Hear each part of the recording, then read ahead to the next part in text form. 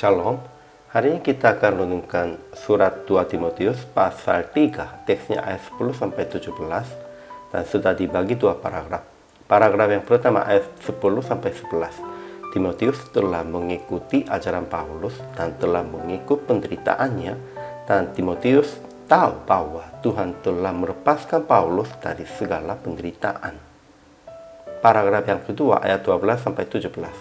Hendaklah tetap berpegang pada kebenaran yang telah terima dan yakini.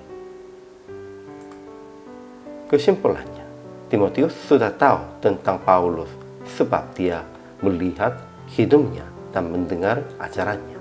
Itu sejak Paulus menderita di Antioquia, Iconium, dan Listra. Timotius melihat iman, kesabaran, kasih, dan ketekunan Paulus dalam penderitaannya. Siapa ingin mengikut orang demikian itu? Tetapi Timotius mengikut jalan Paulus karena dia memahami jalan Yesus melalui Paulus.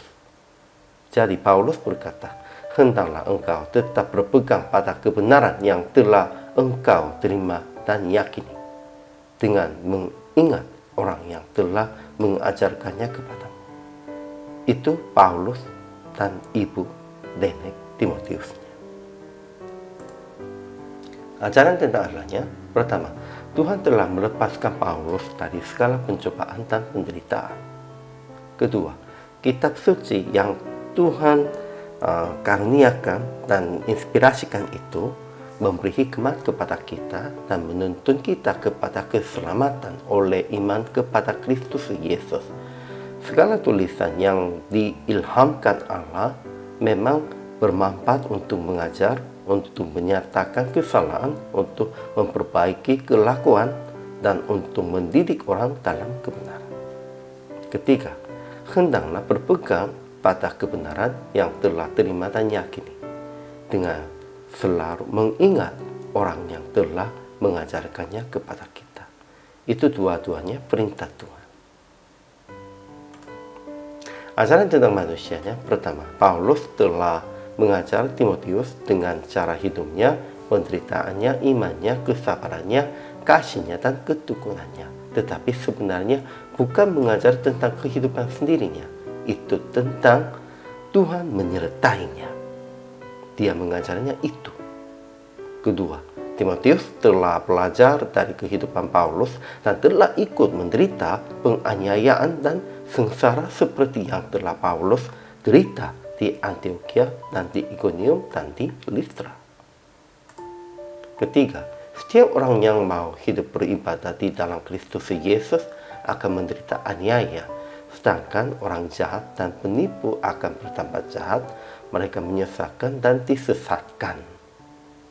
Keempat, tiap-tiap manusia kepunyaan Allah akan diperlengkapi dengan kitab suci untuk setiap perbuatan baik, sehingga kita sendirinya harus melayani sepertinya teladan guru, teladan mentornya. Tetapi itu pun juga kita harus mengikutinya tentang Tuhan menyertainya. Dan kita hanya memberitakan kepada jemaat dan anak-anaknya hanya kitab suci, firman yang tertulis sajanya. Sehingga aplikasi hari ini, pertama, belajar dari guru yang baik dan yang benar dengan mengikuti teladannya. Kedua, mengajar jemaat dengan pegang firman, menyatakan kesalahan, memperbaiki kelakuan, mendidik dan memperlengkapi mereka dalam kebenaran. Ketiga, menguatkan hati supaya mengatasi menderita aniaya, sebab setiap orang yang mau hidup beribadah di dalam Kristus Yesus akan menderita aniaya. Ya, memang menderita aniaya itu normal bagi semua orang yang mau hidup di dalam Yesus Kristusnya, yang mau memberitakan Injilnya. Sehingga itulah menjadi bukti yang kita hidup dengan benar. Akhirnya PR praktik hari ini, ingatlah ajaran guru atau mentor Anda, dan ingatlah ajaran firman Yesus, dan tetap mengajar jemaat dan anak-anak supaya memperlengkapi mereka juga. Sepertinya kita dilengkapinya oleh ajaran firman dan oleh ajaran guru-guru dan mentor-mentornya itu, kita juga harus menjadinya kepada jemaat, kepada anak-anaknya sebagai mentor, sebagai guru yang benar. Itulah pada waktu kita mengikuti jalan Yesus. Itu saja. Hari ini juga selama melayani, Tuhan Yesus memberkati.